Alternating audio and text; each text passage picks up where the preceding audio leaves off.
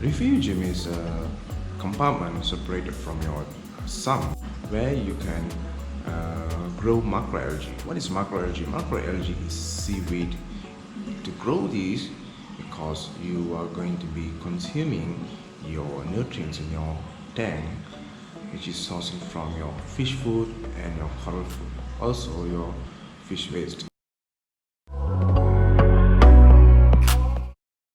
Okay, let me tell you that recommended size can be from 10% of your display tank or larger. Okay, mine I'm going to show you after this, so guys follow up with me. Okay, this one behind me is my display tank. It is interconnected to the sump and my refugium. The size of my refugium is about 4 feet length, and the width is about 1.5 feet, which is also 18 inches on both sides. My refugium is big because it used to be my display tank previously, so I utilize it now as refugium. And why is it so big? Because I have two sharks here, coral cat eye sharks in here. I'm keeping it inside here, so it's for me to easy to feed the sharks, and also it's not disturbing my rock works.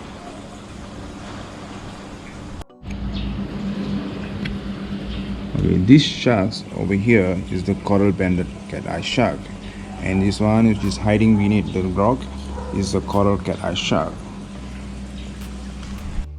These sharks are basically bottom dwellers in a coral system, so if I place them in the main tank, it's going to be disturbing my rock work, so I place them in here, and it's safer for me to feed them here, and also safer for my other fishes in my display tank, so they don't munch on my reef tank fishes or invertebrates.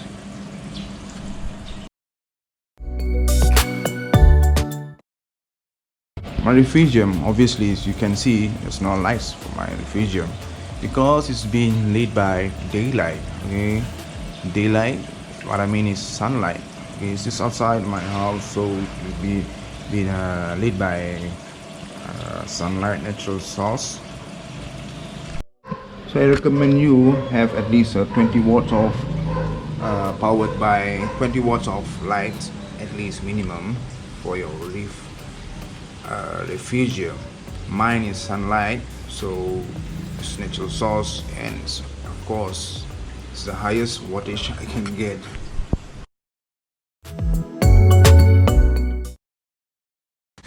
It's connected from my sump. Okay, and some is actually draining from my main display tank. Okay, it's gonna be powered by a return pump over there. Okay, so return pump over there, so it has an independent return pump for the refugium.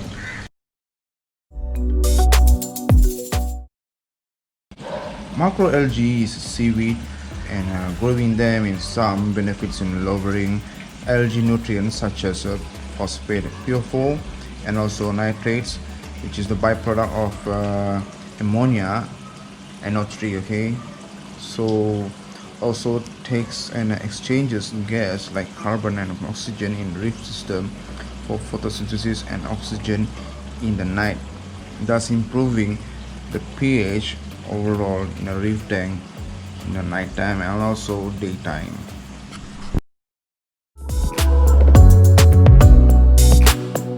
A lot of different types of macroalgae growing. Okay, let me show you. From the first is this Metamorpha here inside here.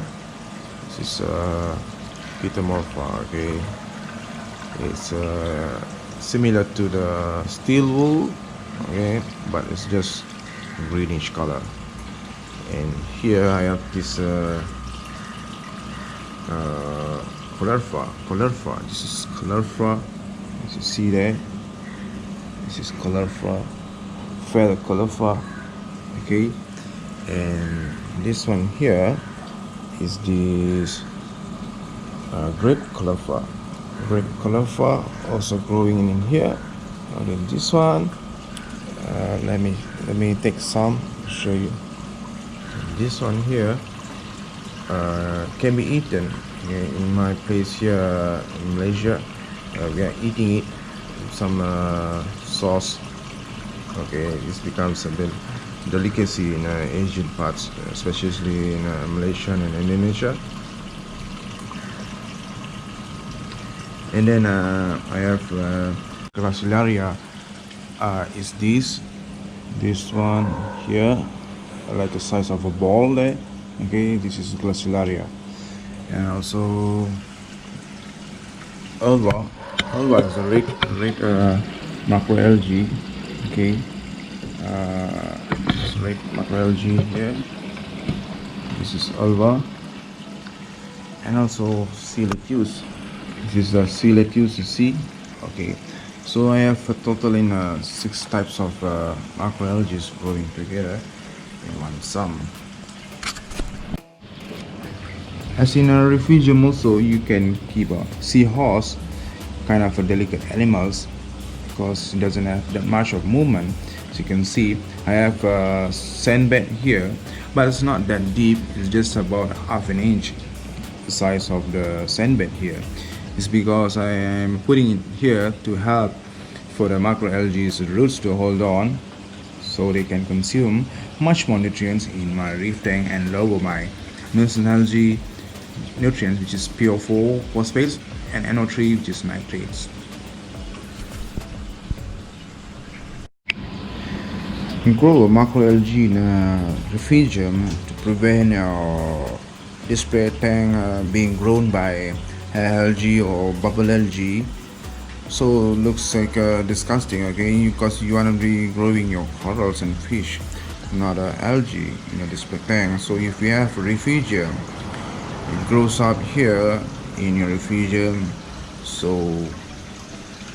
consumes your nutrients in your reef tank system. Much I harvest and how long the time between each harvest. Okay, for this, every harvest is about 2 weeks once. Okay, and then this is March I harvest. Let me show you. Okay, this is what I get after harvesting my refugium. As you can see, this is worth of 2 weeks harvest. I got some morpha, got grip clover, all these lots of stuff inside. So I'll be harvesting every 2 weeks once. This is what I get, and it becomes a nutrient export method. And this is how it looks like after I harvest the macroalgae.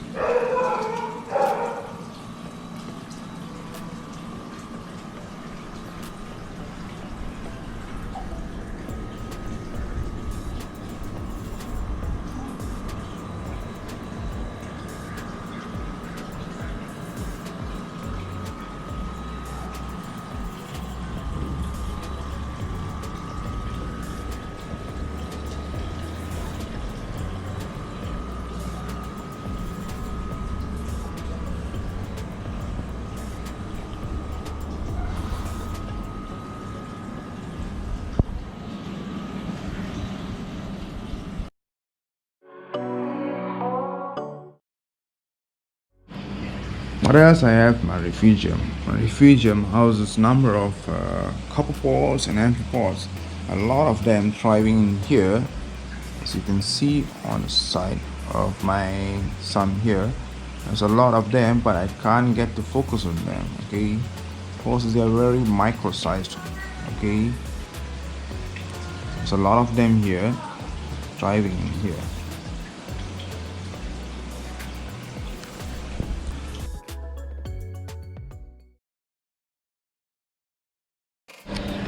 This is my pH monitor here. It's Milwaukee pH monitor. It is about 8.4, so it fluctuates about 8.5 to 8.4 each day. That is my pH reading for my reef tank. And I supplement the refugium with my effluent excessive carbon dioxide. Is being supplied here straight to the refugium's return pump. So macroalgae is plants needs to have carbon solely utilized as well. Also my pH stays stable within 8.4 to 8.5 parameter.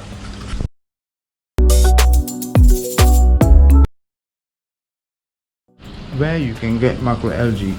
Macroalgae you can get from reef shops. They do sell them and also harvest them and give it to you, but make sure you get it from a clean source. What I mean clean source is that it's pest free, so you don't introduce anything in your reef tank. Even if you get it from a reef tank or your friends harvesting and them and give it to you, make sure you dip them in a solution like revive, something like that, so you get rid of any pest, unwanted pest to your reef tank.